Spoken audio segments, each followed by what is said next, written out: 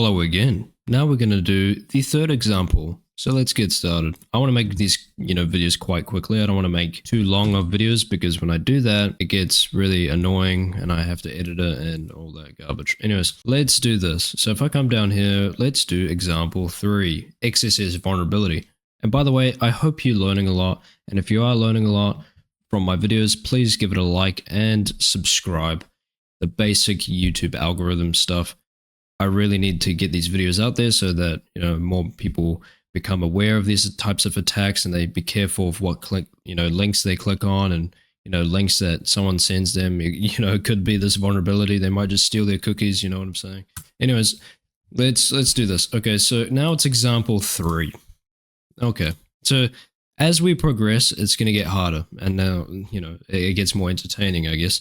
Anyways, so we do the same thing. We obviously type in my name. Hello, Declan. Awesome. That still works. Can we still inject like basic HTML code in here?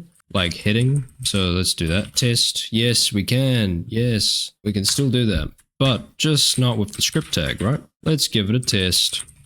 Obviously, it's not going to work. And it doesn't work. Okay. Should we try the method we did last time with the capital C? Absolutely. Let's give that a go.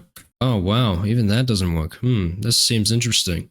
Right. Now, what do we remember in HTML? So if I come down here, we can see that, okay, they finally kind of filtered it. So now when we try and inject the script tag, it doesn't really work. Okay, well, that's interesting. Okay. What else can we see in here which we could probably take advantage of? Right, because HTML has so many things that we can do.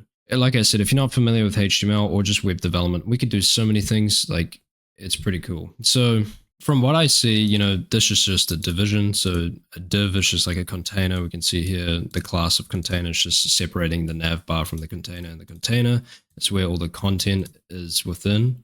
And then we've got another container here, and this is the end of the container. This is where the application is. This is the main little, section here, which is being affected. So that's interesting. So we can do H1, we can inject all that type of stuff. What about an image? Like, can we add an image in here? Like, does that work? So let's get something simple. I'm gonna get the meme shade glasses. I just want to test to see if this works. Right, you remember this meme? I don't know if anyone remembers this meme. But let's just take this meme as an example. Right, it's just an image, right? It's just an image of glasses, right? Shades, whatever. Right, so I want to just copy the image link, okay? And then what I want to do is just type in source is equal to, and then we just paste the link. And there we go. Look at that. We can inject a image into the application, which is actually pretty interesting. So that's interesting. So basically what we're just doing is we're just adding an image, and we just went on Google, got an image and put it in here. So basically it's just fetching that image and displaying it on the web page, which is, it just tells us that, okay, well, the image tag is completely fine. We can use it. But did you know that we can actually do certain events? Like, there's actually a method. So for example, the source could just be empty string, and there's a thing called onError.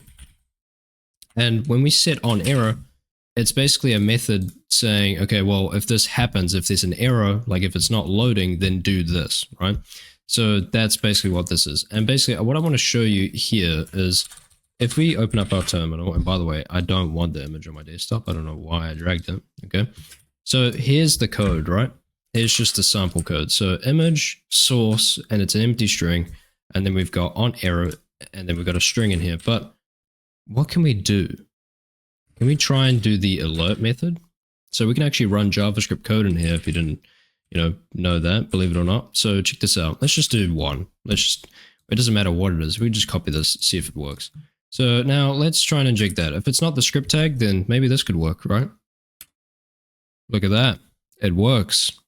Again, look at that. Simple, done. We just bypassed it again. It's vulnerable to XSS. Like I said, you got to try many payloads. Don't just try one thing and say, oh, well, that doesn't work.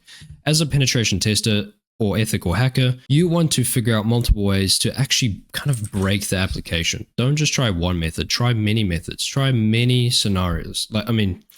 try many ways of, injecting into the parameter, injecting into the input field, right? This input here. So yeah, no, so that was pretty basic. So that was that, right? So Declan, what does that mean? What else can we do with this now? Like, we could do this. And by the way, just ignore this other garbage. I don't know what that is. Let me just go in Nano real quick.